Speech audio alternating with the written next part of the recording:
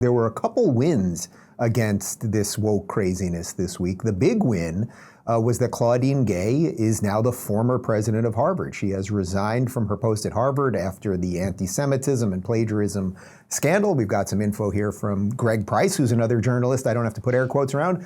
Breaking, here is Claudine Gay's resignation letter to the Harvard community. She writes, "It has been distressing to have doubt cast on my commitments to confronting hate and to upholding scholarly rigor, two bedrock values that are fundamental to who I am, and frightening to be subjected to personal attacks and threats fueled by racial animus." Now, interestingly, Colin, I referenced you earlier this week on the show because you had a prediction about how she would behave once she would resign, and you absolutely nailed it. So here's Colin Wright a couple days ago. Prediction: Harvard president Claudine Gay will resign, but she will not admit any wrongdoing. Instead, she will claim to be the victim of a racist right-wing witch hunt that is impacting her mental health and causing needless distraction for students and faculty. And then, of course, here's one more from Greg Price with her doing just that.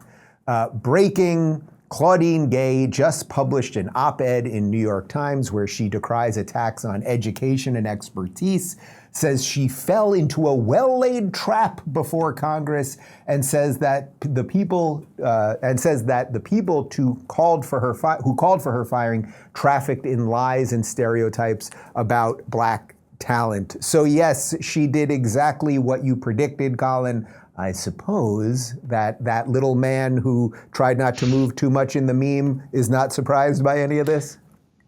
No, I mean, it's not difficult to predict when you observed how these types of identitarians work. So remember, the objective of ideologies like CRT, it's not to ask whether racism occurred, but really how and to what extent a given interaction was fueled by racism. You know, they believe it's just baked into every social interaction imaginable. Mm-hmm. And then we've seen the people like, the usual suspects, Ibram Kendi, regurgitating those, their pathetic rehearsed lines about how this is white supremacy and we're all afraid of black excellence. He actually said that Gay wouldn't have been investigated or pressured to resign if this was a white woman.